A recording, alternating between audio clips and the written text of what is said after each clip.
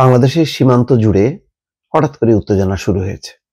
এর মূল কারণ হচ্ছে যে ভারত কাঁটাতারের বেড়া দিচ্ছে, অন্যান্য অবকাঠামো নির্মাণ করছে, লাইট পোস্ট নির্মাণ করছে, কিন্তু সেই কাজগুলো যেই সীমান্ত রেখা অর্থাৎ আন্তর্জাতিক আইন অনুযায়ী যে শূন্য রেখার বেশ ভেতরে করতে হবে, শূন্য রেখাটা ফাঁকা রাখতে হবে, সেটা না মেনেই ভারত করছে বিভিন্ন প্রান্তে, যার কারণে উত্তেজনা তৈরি হয়েছে।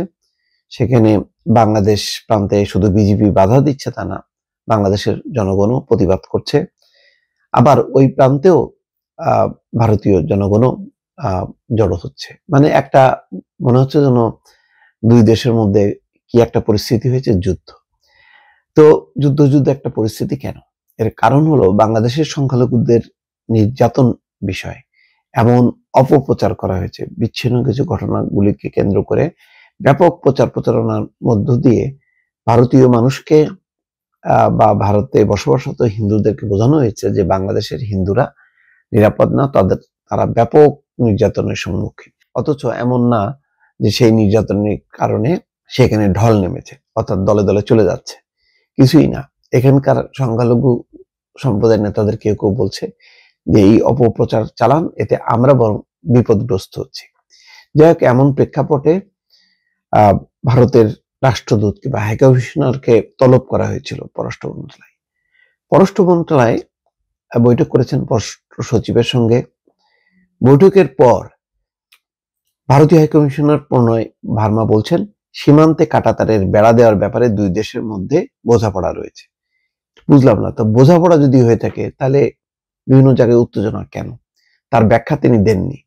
আমি জানি না কোনো সাংবাদিকও সেখানে প্রশ্ন কেন ছুড়লেন না, নাকি প্রশ্ন করার মতো কোনো পরিবেশ ছিল না। এখানে খবরে বলা হচ্ছে, সীমান্তে কাঁটাতারের বেড়া দেওয়ার ব্যাপারে দুই দেশের মধ্যে বোঝাপড়া রয়েছে বলে মন্তব্য করেছেন ঢাকায় নিযুক্ত ভারতীয় হাইকমিশনার প্রণয় ভার্মা।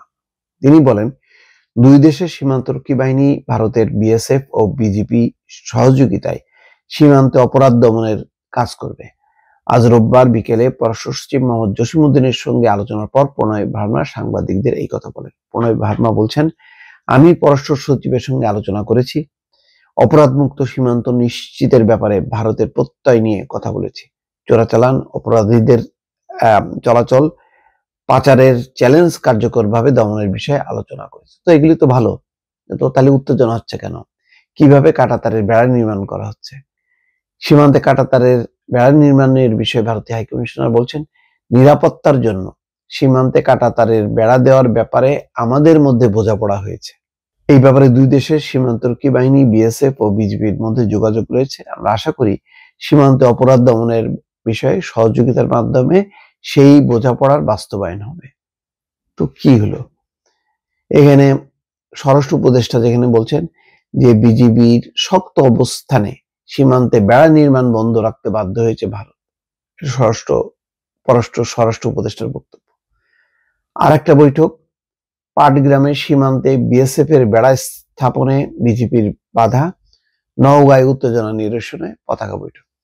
এইসব পরিপ্রেক্ষিতে এই উত্তেজনা কিভাবে মানে কাঁটাতারে বেড়া দেওয়া হচ্ছে, কোন পয়েন্টে দেওয়া হচ্ছে, সেটা কি শূন্য রেখা উপর দিয়ে, শূন্য রেখার ভিতরে নাকি বাইরে, সে বিষয়গুলি তো এখানে অ্যাড্রেস করলেন না ভারতীয় হাইকমিশনের বক্তব্য দিয়ে, কিন্তু বোঝা গেল না যে সীমান্তে কোনো উত্তেজনা আছে, সীমান্তে কোনো সমস্যা হচ্ছে। অথচ স্বয়ং স্বরাষ্ট্র উপদেষ্টা বলছেন যে বিজিবির শক্ত অবস্থানে সীমান্তে বেড়া নির্মাণ বন্ধ রাখতে বাধ্য হয়েছে ভারত।